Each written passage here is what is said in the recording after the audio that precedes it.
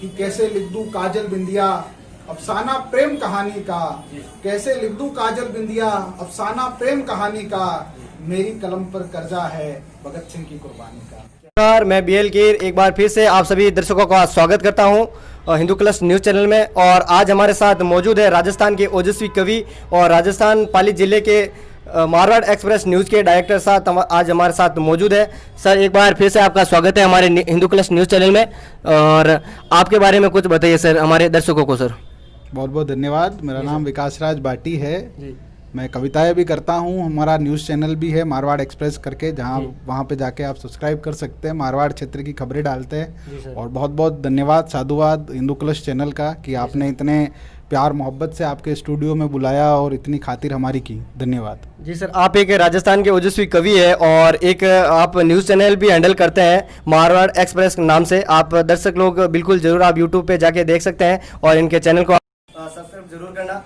और सर, सबसे पहले तो मैं आपके बचपन से आपके जीवन के बारे में जानना चाहूँगा सर। तो आप विस्तार से आपके बचपन से लेके यहाँ तक बताइए सर। आप बड़ा ही अलहड़ जीवन रहा जी।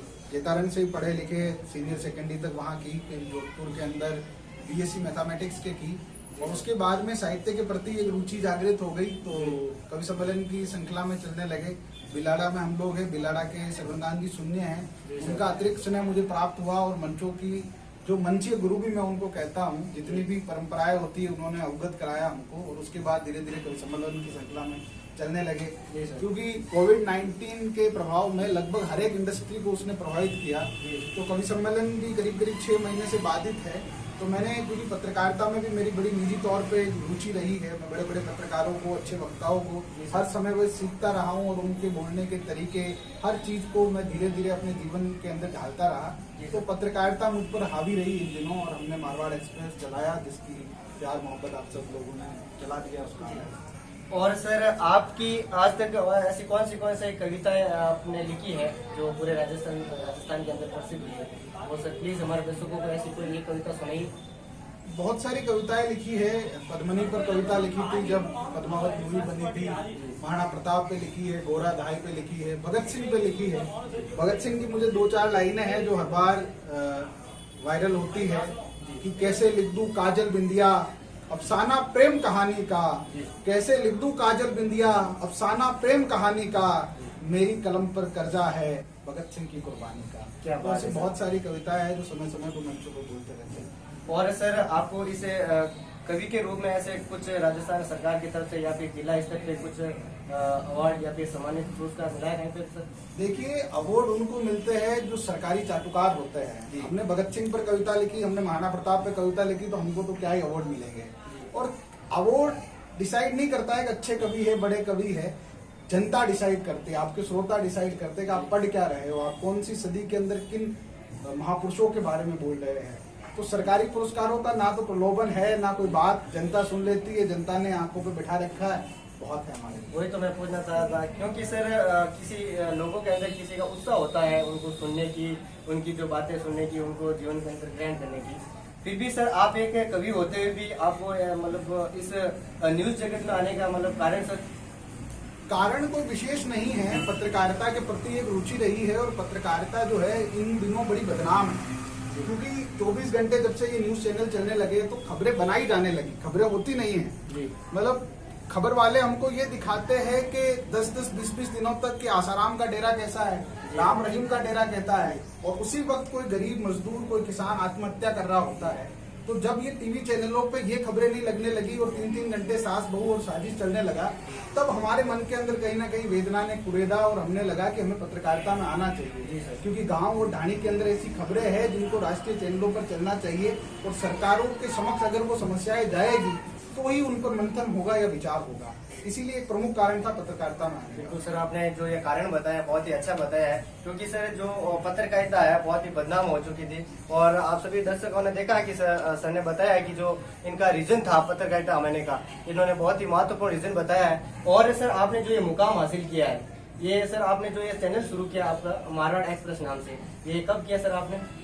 ये बड़ा हास्यास्पद हमारा एक किस्सा है। मैं और हमारे मित्र है सुरेश जी भाटी, जो पार्टनर भी है हमारे मारवाड़ एक्सप्रेस के, और पूरा कैमरा और एडिटिंग का काम वो देखते हैं। हम और वो बैठे थे, हमें लंबे समय से एक डॉक्यूमेंट्री वर्क करना था गेता और कुपा को लेकर, ग्रीष्ममय युद्ध जो 1544 को जेतारण की धरा पे हुआ, उसके कार्य को लेते लेते हमारी बातचीत आगे चलती रही और इसी सिलसिलात में हमने बात की कि क्यों ना हम एक न्यूज चैनल क्रिएट करें। तो वेब पोर्टल के बारे में बहुत सारी जानकारियां ली, बड़े बड़े न्यूज चैनल को हमने देखा, आपके चैनल को भी, हिंदू कलश को भी हम निरंतर देख रहे थे। और उसके बाद में आका तीज का एक ऐसा मुहूर्त होता है जिसको पूछने की जरूरत नहीं होती, और उसी दिन हमने ये चैनल बनाया था और आप सबकी दुआओं से अब चैनल चल रहा है। बिल्कुल सर, आज आप एक कवि के रूप में तो कम विख्यात है, लेकिन आप जो आपकी जो पहचान है मारवाड़ एक्सप्रेस के जो डायरेक्टर है या फिर उनके जो सीनियर एंकर के रूप में या फिर रिपोर्टर के तौर पर बहुत ही ज्यादा लोग आपको पसंद करते हैं। और सर इतनी बड़ी आपको सफलता मिली है, और इस पत्रकारिता में आपको बहुत सारी ऐसी समस्याओं का सामना भी करना पड़ा होगा सर।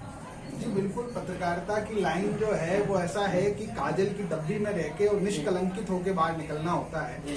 तो ये बड़ा कठिन रहा हमारे लिए, और अब क्योंकि चैनल हमारा मोनेटाइज हो गया है, 3-4 महीने से ज्यादा हमने ग्राउंड के अंदर वक्त निकाल दिया है, मारवाड़ का हमने नाम दिया था, उसी धारणा के ऊपर चलना है। बहुत सारी लोकल समस्याएं आती है, लोग डिमोरल करते हैं, नकारात्मक भाव आते हैं, राजनीतिक तरीके से भी आपको प्रताड़ित किया जाता है, कुछ लोग टारगेट कर देते हैं, मगर ये है उस वक्त आप अपना मनोबल कितना मजबूत रखते हैं, उस पर पूरा खेल है। और जनता के कितने प्रिय रहते हैं, जनता के कितने मुद्दे उठाते हैं, क्योंकि पत्रकारिता के अंदर एक बड़ी फेमस लाइन है कि जिस खबर पर दबाव नहीं आता है वो खबर नहीं विज्ञापन है।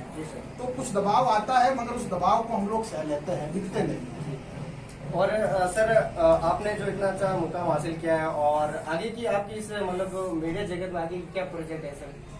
बहुत सारे नेशनल चैनल्स से भी मैं जुड़ने वाला हूँ, बहुत सारों की यहाँ बातचीत हो रही है, क्योंकि अभी निजी जीवन भी बड़ा लंबा पड़ा है और मारवाड़ एक्सप्रेस का फ्यूचर भी हमें देखना है। अभी तक हमने जेतारणी की खबरें कवर की है, अब धीरे धीरे इसमें राज्य की खबरें आएगी और उसके बाद में और इसके लिए आगे आगे है। मैं चाहता हूँ कि मैं बताऊँ नहीं, मैं करके दिखाऊँ धीरे धीरे। जैसे हमने ये चैनल बनाया, अब एक बार राज्य स्तर की खबरें एक बार हम तक ड्राफ्टिंग होकर आ जाती है और उसको जैसे किस प्रकार से जनता सुनती है, अगर वो काम चल जाएगा। एक क्वेश्चन और था सर, आपका खुद का चैनल है मारवाड़ एक्सप्रेस नाम से, और आप इनके डायरेक्टर भी है, और ये आपका अच्छा भी चल रहा है, तो फिर आप इनको छोड़ के आप दूसरे चैनल में, बड़े चैनल पे क्यों जाना चाहते हो सर? बड़े चैनल पे जाना कोई निजी प्रलोभन के तहत नहीं है, क्योंकि वो बड़े धाम पहले से स्टेबलाइज है। अब हम ही नए हैं, हमारे चैनल पर अभी 4-5 हज़ार लोग जुड़े हुए हैं। ये अलग बात है कि करीब 1-1.5 लाख लोगों ने ये चैनल देख लिया है, मगर जो पहले से स्टेबलाइज चैनल है वहां तक बात पहुंचे, हमारी बात मारवाड़ क्षेत्र तक तो पहुंचती है, मगर आज जेतारण की घटना अगर राष्ट्रीय स्तर तक जाती है किसी चैनल के माध्यम से, तो मेरा ये महत्वपूर्ण है कि मेरे चैनल के अलावा भी कोई अगर चैनल, अगर हमारी अच्छी खबर कोई हिंदू कलश चैनल वाला चलाता है, तो उसके लिए भी मैं उतना ही कृतज्ञ भाव से रहूंगा जितने राष्ट्रीय चैनलों पे हूँ। तो ये एक प्रलोभन नहीं है, ये एक मन के अंदर इच्छा है कि हमारी खबर जेतारण के अलावा, क्योंकि अभी तक जेतारण की खबरें स्टेट लेवल पर नहीं जाती, आज एक बड़ा संपन्न क्षेत्र है पूरा मारवाड़, मगर मारवाड़ की खबरें राष्ट्रीय लेवल पर कम जाती है, इसीलिए मैं राष्ट्रीय लेवल के चैनलों से जुड़ना चाहता हूं ताकि हमारी आवाज़ वहां पर पहुंच सके।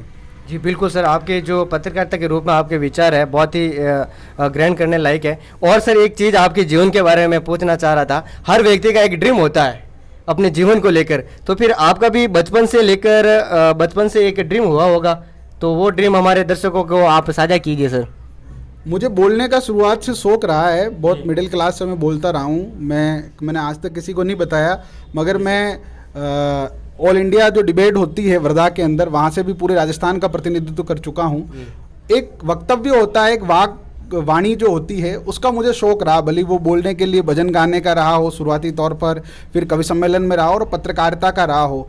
तो बोलने चालने वाला फील्ड या वाक चातुर्य का जो भी फील्ड है उसमें मुझे काम करने में मजा आता है, और इसीलिए मैं पत्रकारिता के फील्ड में भी हूँ। तो सर आपने मतलब आपका पहले से कोई विचार नहीं था कि आप मतलब मीडिया जगत में आएंगे, फिर इस तरह से कुछ? पहले तो किसी का ड्रीम नहीं होता है, जब माँ से पेट से बच्चा बाहर आता है तो उसको नहीं पता होता है कि उसको क्या बनना है। तो यहाँ की जो परिस्थितियाँ होती है, घर की जो बैकग्राउंड होता है, उसके अकॉर्डिंग आदमी को ढलना पड़ता है, और वही एक विकासशील पुरुष आपके सामने निकल के आता है। बहुत बहुत धन्यवाद विकासशील सर का, और आपने जो कीमती समय निकालकर हमारे इस हिंदू कलश न्यूज़ चैनल के दर्शकों को दिया है, हमारे दर्शकों की तरफ से भी मैं आपका धन्यवाद और आभार व्यक्त करता हूँ। अंत में सर, हमारे चैनल के जो दर्शक हैं, आपको देख रहे हैं, उनके लिए क्या संदेश रहेगा सर आपकी तरफ से?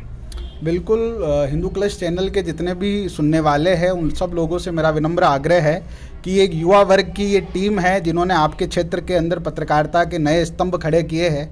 अगर आप लोग पूरे जन सहयोग के साथ में इन लोगों से जुड़ जाओगे तो जो बड़े बड़े मठाधीश है, जो एक धनाढ्य वर्ग है, जिन्हों के प्रभाव में मीडिया कहीं ना कहीं संक्रमित है, उससे बाहर निकल के ये लोग बात करेंगे और गांव ढाणी की जो बात है इस चैनल पर आएगी। तो आप ज़्यादा से ज़्यादा इन लोगों को सहयोग दें और इनके साथ में खड़े हो जाइए, ये लोग आपके साथ में खड़े हो जाएंगे।